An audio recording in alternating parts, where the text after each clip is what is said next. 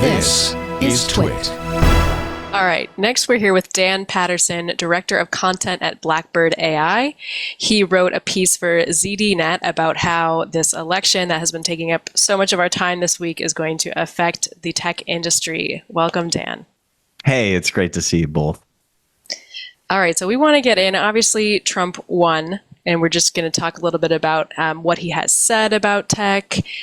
We are going to probably try to stay away from making all things Elon Musk. I think we'll just try it out, just kind of remove him from the conversation a little bit, even though he certainly is a big tech influence. We're going to focus on Trump, what he has said, what he is planning to do, and what we know about that. So I'll kick it off to you. Tell me some of the big things that we should expect from him. Hi, well, it's great to be with both of you. Thanks for having me. And just a little context. I am not a Democrat or a Republican, and we're not talking about the partisanship. I know all of your listeners are familiar with that. And in fact, that's one of the things I love about the TWiT network is that we can focus on the technology and the policies and not so much the horse race.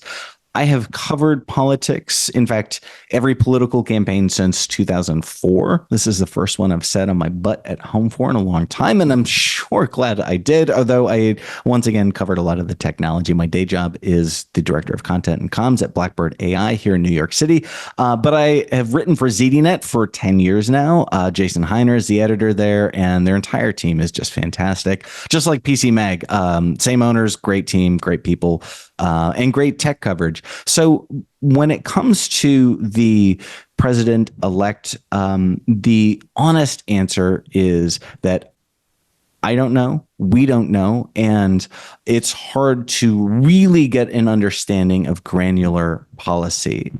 But what we can do is look at what he has said in the past and during this campaign, and we can look at his previous administration. The way I reported the story was by interviewing well over a dozen technology and tech policy experts. One of the really interesting things that I found was that because this particular campaign was so exhausting on both sides for so many people that it was really hard to get experts to go on record, although many of them were certainly willing to fill me in on background. What we learned was especially about what we can kind of expect from the incoming president can be summed up in one word, and that is deregulation, or at least the easing of what they have his administration and his campaign has referred to as over-regulation. Now, again, we kind of have to parse the tea leaves on this. I did speak with Chloe Otto. She is a technology policy expert based in Washington, D.C. And I spoke with Ivana Bartolini, who I speak with many times. She is the director of policy at YPro, of tech policy at YPro. And both of them told me that Lina Khan, who has kind of been a favorite of the Democrats, is likely to be replaced, and many of her the FTC's policies will be likely eased, at least when it comes to her relationship with the technology industry and FANG companies, which are most of the large technology companies. We can probably see an ease of regulation when it comes to artificial intelligence. Now, that really is a complicated topic because it stretches from the CHIPS Act to the current administration's policies on AI bias. So when we say AI, it really is kind of this bundle of technologies and policies that are together. But I think that we can see broadly, at least according to Chloe Otto, we can see an ease of the regulation policies. I think we can probably take the same approach when it comes to crypto and cryptocurrency. In fact, we saw right after the election was called, we saw a surge of Bitcoin to over $72,000, which was a high for the cryptocurrency. So when it comes to specifics, again, it's very difficult to get a read, but deregulation or an ease of what they call overregulation is the name of the game. Right. And I think also with that point, I mean, Trump is a fan of big business and letting businesses kind of thrive, or some people might say, save too much money, not pay taxes, that kind of thing. So I think maybe big tech will benefit, whereas maybe with Kamala Harris's plan, there was a lot more talk that I heard about startups, about funding smaller businesses, which could have maybe added more diversity into the tech sphere. But what I'm seeing is the big tech companies are all congratulating Trump. They're hoping to not have too many restrictions on their AI development, and I think that's what we're going to see. The only counterpoint is I don't think that the Democrats were going to really regulate AI. I don't think we've made much progress as a country on that, and personally, I didn't see a huge path to any AI regulation in either scenario. So sometimes I wonder, in AI specifically, will it really be that big of a difference from what we have today or what we would have had? Well, I think that we will see. Well, I'm trying to choose my words carefully here because there is so much loaded into artificial intelligence, but we will probably see an ease of the current administration's AI Bill of Rights. And, this encompass things like deepfakes, disinformation, and facial recognition. So I think that when we look at probably how they will first make big changes, it will be altering the current administration's AI Bill of Rights. Right. And we did see Trump playing around with AI, kind of childlike. I think it was kind of just, I can create an image, and he posted it on his Twitter account, and he kind of learned he could create art with AI during his campaign. So maybe he's also warming up to it too. Do we have any sense of his technology chops or what he brings to a technology conversation?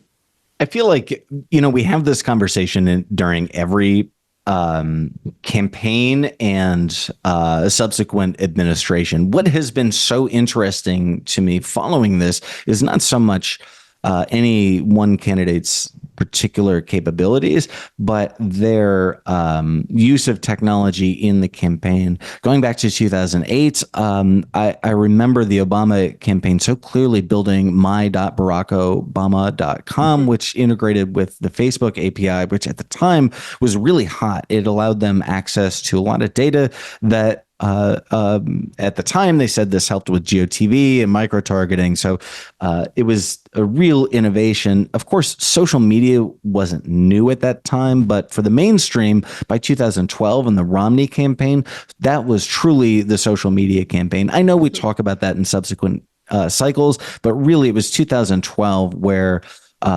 Twitter and other large tech platforms were used at scale by both campaigns. And then by 2016, of course, we were talking about Cambridge Analytica and the exploitation of technology. So what's really been more interesting to me is, once a president is in the Oval Office, Obama very famously had an iPad that he said was so limited it was like for babies. That's the tech capabilities at that point. If you're touching your phone, it's very strange. The president should not be touching or using technology directly, at least according to many people from the White House. But the run up to it, I'm really fascinated by the next cycle. Artificial intelligence will be more mature, cryptocurrency will be more mature, and technology policy will be more mature as well. Yeah, I mean, that's a great history going up to kind of where we are today, and raises a lot of questions about how Trump will use technology, not just in his campaign, just to run the country. So we'll definitely get into that. So Dan, I know we don't want to, it's hard to know exactly what he's going to do, but if you had to bet on one area where we would see some changes in terms of tech from him, what do you think that would be?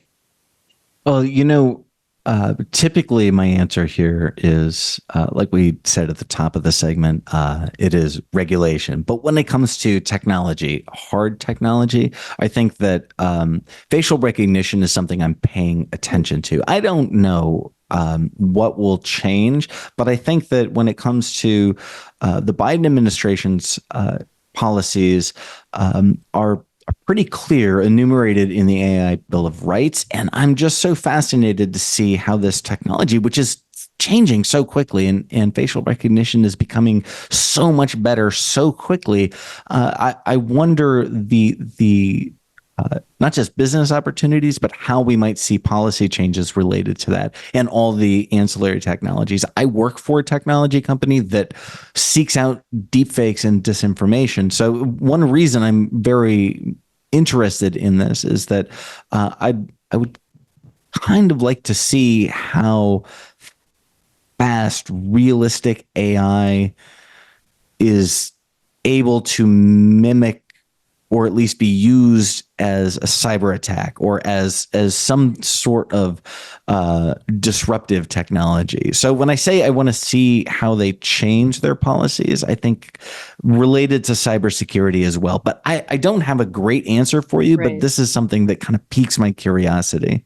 Yeah, I hadn't thought about facial recognition specifically. I do know that's enumerated in also the EU AI Act, and that's right. Yeah, it's been something that's been focused on elsewhere, either maybe in China being an extreme example, using it in every subway, every street corner, cameras everywhere, logging what people's faces look like. Then maybe Europe being on the opposite end of the spectrum, saying, it's illegal to record someone's face in public without them knowing. So what are you thinking about when it comes to facial recognition in the US? Actually, I think a lot about consumers. Just like in Europe, we've seen, and those policies put into place. The leaps that we've seen here with Clear, for example, or when you go to the airport, these technologies were not reliable even 5 years ago, and seeing the consumer use of this technology just makes me think that the business use must be so much more advanced. Right. But we'll see. I mean, sometimes with deregulation, can we interpret that as the government will not be taking an active role in shaping the development of tech and leaving it to the tech companies? Is that kind of what deregulation looks like in this environment? I think that is often the conception of deregulation, but look, the best way to answer your question is that I don't know, and anybody who proclaims they do know really does not. We can only look at some precedent for the incoming president, but he has been so inconsistent on policies that right now we just have to kind of wait and see, and then we can kind of divine things as we get drips of policy in the first couple months. Right. All right. So don't go out and invest in some niche technology just yet. Maybe not. Maybe just wait. Maybe give it a couple months. Maybe. All right, we'll see. All right, well, thank you, Dan. Anything else to add, or anything else you're watching about policies and tech? I'm looking to see how the transition team operates. I hope that gives us a little glimmer, but I think this is what is really interesting right now are the unknown unknowns. Typically, I sound a little bit like an old defense secretary of the United States, but we have known unknowns. We know that the incoming administration will make changes. In this case, we really don't know what the decision-making apparatus will be. So it's hard to, if that makes any sense, we don't know the shape or the topography of the administration yet. So we don't really know where the peaks or valleys will be. Pardon my metaphors. Right. And it doesn't sound like there is a clear technology plan from the administration. There is no clear plan about anything, although there are a number of adjacent plans. Yeah, concepts. Well, we'll see. Hopefully in a couple of months we have some first actions and something to go off of.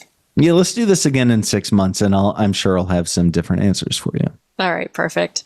Thank you. Where can people find you online? How can they keep up with you and your work? Going back to those early days of social media, I was just talking with Jason Heiner at ZDNet. He and I were both very early on Twitter, but I just don't use social media much anymore. I have a newsletter at news.danpatterson.com, and you can read a lot of what we're working at blackbird.ai/blog. We just put out a large report about Telegram and Russian propaganda influence on that network, which is pretty fascinating. Interesting. All right. Well, we'll have to do this again in 6 months, and it was fun chatting with you. You too, Emily. Thanks.